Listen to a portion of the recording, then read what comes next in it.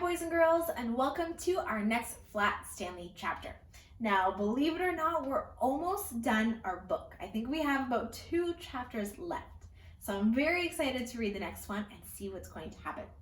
Now, of course, before we start reading, we always have to say our thank yous to our author, who is Jeff Brown, the illustrator, who is Scott Nash, the publishers, who are HarperCollins, and of course, Access Copyright for giving us permission on behalf of the publisher to read. Now, boys and girls, we're ready to get going. Let's see what our chapter title is and see if we can make any predictions. Now, our chapter is chapter 4, The Museum Thieves. In the picture, I see Stanley in an elevator, and he looks kind of concerned. I think that some exciting things might happen in this chapter. Let's read and find out. Mr. and Mrs. O.J. Dart lived in the apartment above the lamb chops. Mr. Dart was an important man. He was the director of the famous Museum of Art in downtown in the city. Stanley Lambchop had noticed in the elevator that Mr. Dart, who was ordinarily a cheerful man, had become quite glum. But he had no idea what the reason was. That must be Mr. Dart there. He does look sad and upset. And then at breakfast one morning, he heard Mr. and Mrs. Lambchop talking about Mr. Dart. "I see," said Mr. Lambchop, reading the paper over his coffee cup, "that still another painting has been stolen from the famous museum. It says here that Mr. O.J. Dart, the director, is at his wit's end. That means he doesn't know what to do." "Oh dear, are the police no help?" Mrs. Lambchop asked. "It seems not," said Mr. Lambchop. "Listen to what the police chief told the newspaper. We suspect a gang of sneak thieves. These are the worst kind. They work by sneakery, which makes them very difficult to catch. However, my men and I will keep trying. Meanwhile, I hope people will buy tickets for the policeman's ball and not park their cars where signs say don't." Let's take a look back at the picture for that page. Let's see.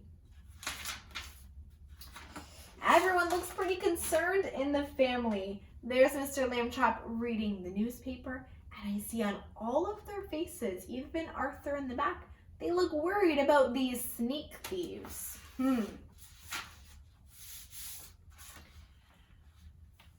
The next morning, Stanley Lambchop heard Mr. Dart talking to his wife in the elevator. "These sneak thieves work at night," he said. "It's very hard for our guards to stay awake when they've been on duty all day. And the famous museum is so big, we can't guard every picture at the same time. I fear that it's hopeless, hopeless, hopeless." Suddenly, as if an electric light bulb had lit up in the air above his head, giving out little shooting lights of excitement, just like there, Stanley Lambchop had an idea. He told it to Mr. Dart. "Stanley," Mr. Dart said, "if your mother will give you her permission, I will put your plan to work tonight." Mrs. Lambchop gave her permission. "But you will have to take a long nap this afternoon," she said. "I won't have you up to all hours of the night unless you do." That evening, after a long nap, Stanley went with Mr. Dart to the famous art museum. Mr. Dart took him into the main hall. Boys and girls, Stanley has a plan.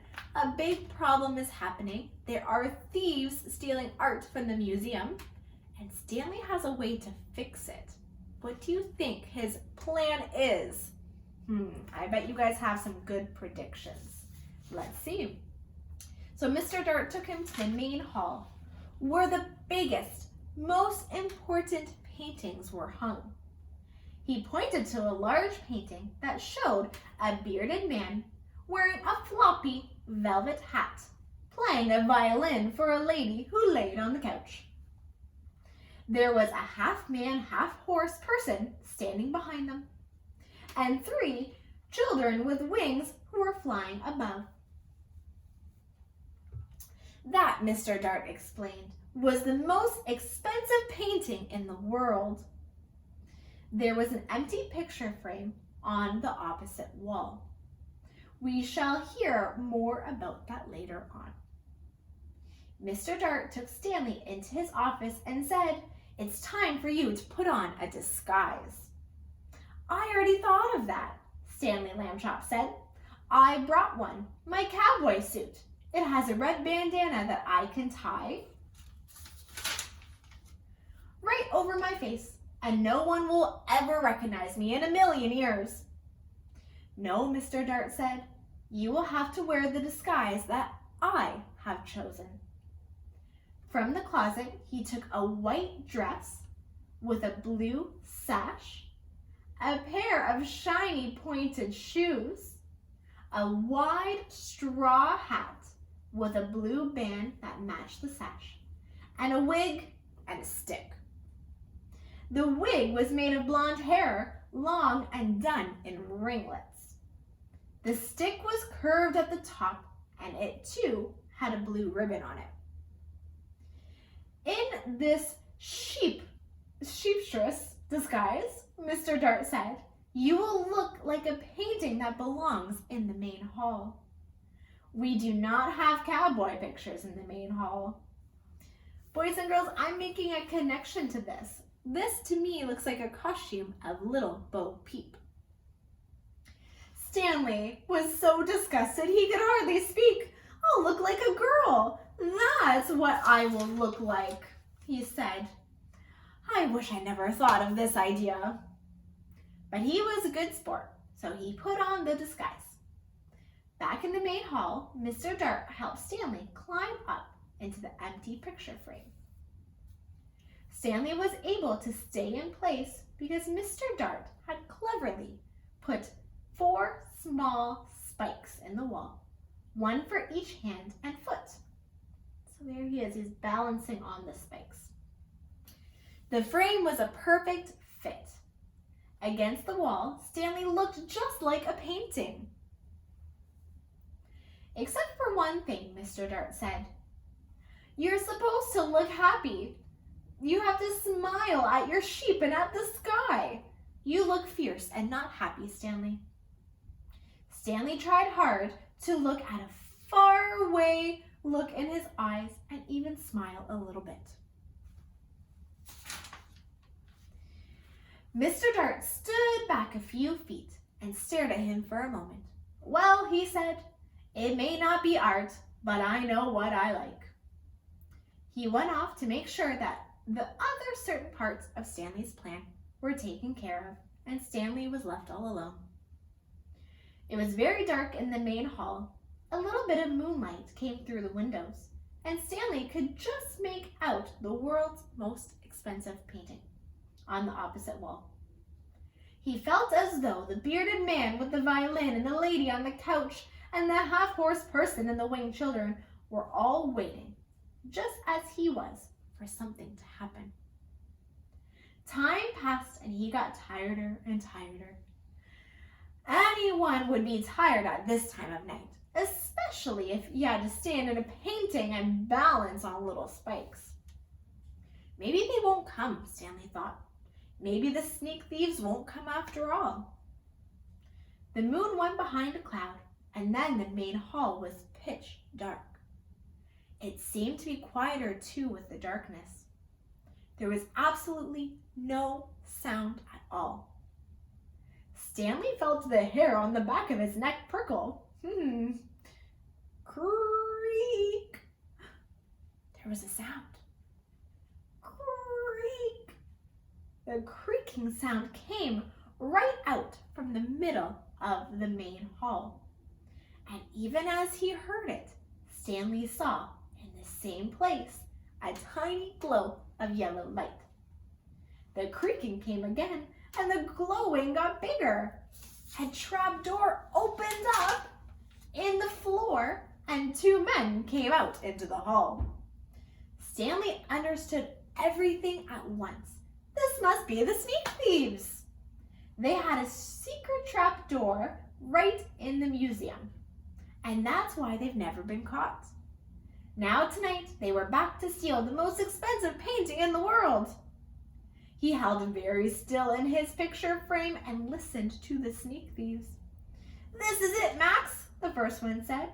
"This is where we art robbers pull the sensational job whilst the civilized community sleeps." "Right, Luther," said the other man. "In all this great city, there is no one to suspect us." "Ha ha ha," thought Stanley Lambchop. "That's what they think." The sneak thieves put down their lantern and took the world's most expensive painting right off the wall. "What would we do to anyone who tries to capture us?" Max said. "We would stop them. What else?" his friend replied. That was enough to frighten Stanley, and he was even more frightened when Luther came over and stared at him. "Oh, the sheep girl," Luther said. "I thought sheep girls were supposed to smile. This one looks scared." Just in time, Stanley managed to get a faraway look in his eyes again and smile, sort of. "You're crazy, Luther," Max said. "She's smiling. What a little pretty thing she is, too." That made Stanley make his next move. He waited until the sneak thieves had turned back to the world's most expensive painting, and he shouted in his loudest, most terrifying voice, "Police! Police! Mr. Dart, the sneak thieves are here!" The sneak thieves looked at each other. "Max," said the first one, "I think I heard the sheep girl yell." "I think I did too." "Oh boy, yelling pictures. We both need a rest." "You'll get a rest all right," said Mr. Dart, rushing in with the police chief and lots of guards and policemen behind them. "You'll get arrested, that's what, ha ha ha ha ha." The sneak thieves were too mixed up by Mr. Dart's joke and too frightened by the police officers to put up a fight. Before they knew it, they had been handcuffed and taken away. The next morning in the office of the police chief, Stanley Lambchop got a medal. The day after that, his picture was in all the newspapers. And that is it for our chapter 4, boys and girls. That one was a little bit of a longer chapter, but it was definitely exciting. So now before we get to our questions, I'll give you a sneak peek of our next and final chapter. Is chapter 5, Arthur's Good Idea. So we'll see what happens next week.